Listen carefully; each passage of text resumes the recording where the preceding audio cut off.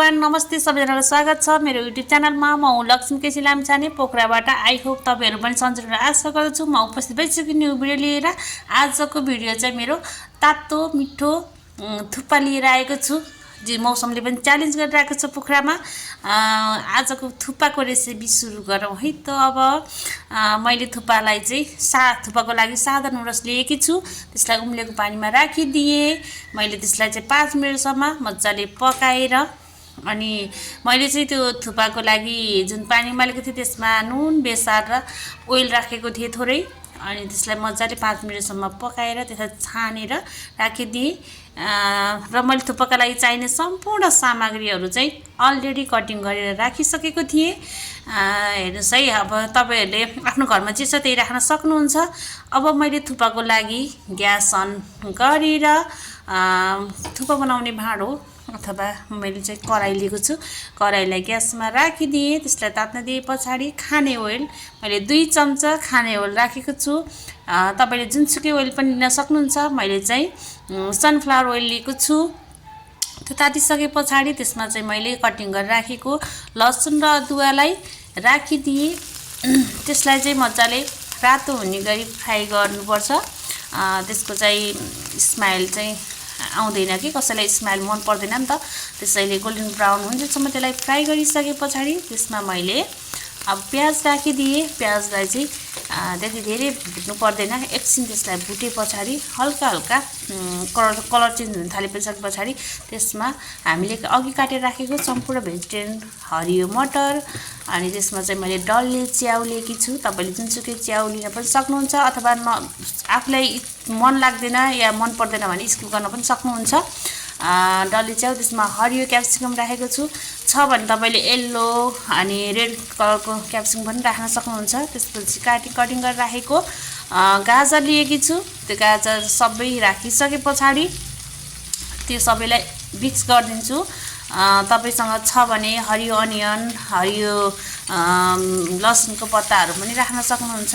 आफ्नो घरमा जति पनि छ भेजिटेबलहरू त्यो सबै राख्न सक्नुहुन्छ। मैले चाहिँ बन्दालाई स्किप गरेको, अलिक गुलियो गुलियो बनाउँछ।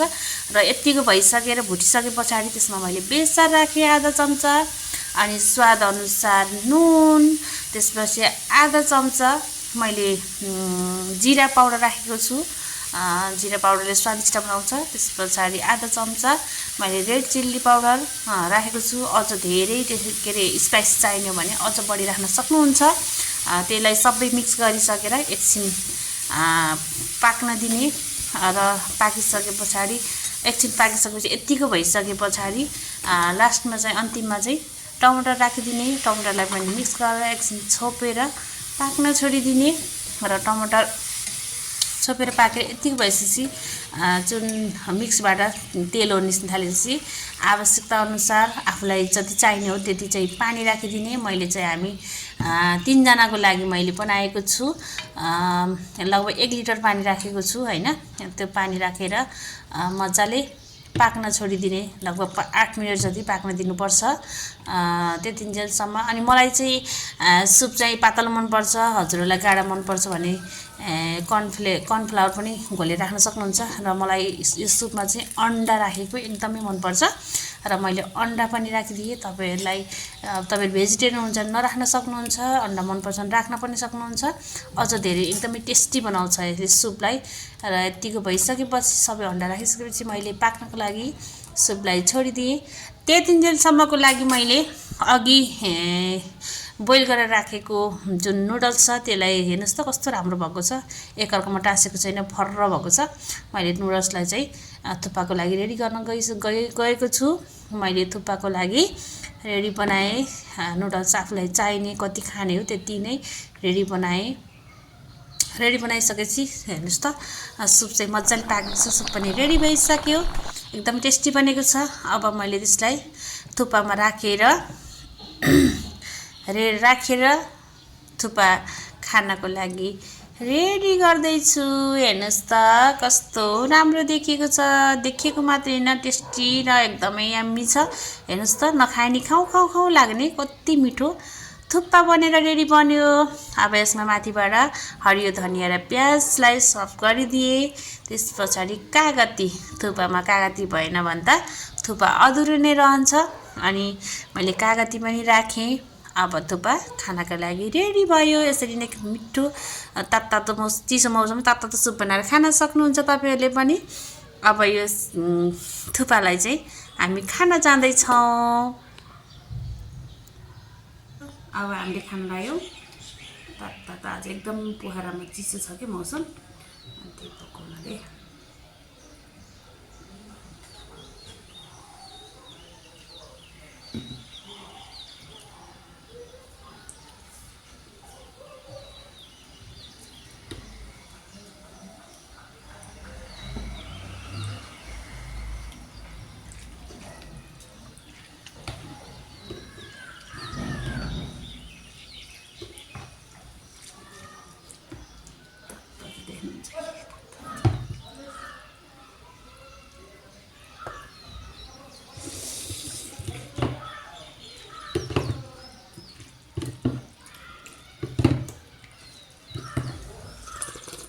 वाउ! यतिन्जेलसम्म मेरो भिडियोलाई साथ दिनुभएकोमा हजुरहरू सम्पूर्णलाई धेरै धेरै धन्यवाद। मेरो आजको थुक्पाको रेसिपी कस्तो लाग्यो, मन पर्यो भने लाइक, कमेन्ट, सेयर र मेरो च्यानललाई सब्सक्राइब गर्न नभुल्नुहोला। म फेरि अर्को न्यू भिडियो लिएर उपस्थित हुने नै छु। त्यतिन्जेलसम्मको लागि तपाईँहरूसँग छुट्टिने अनुमति माग्दछु। By by.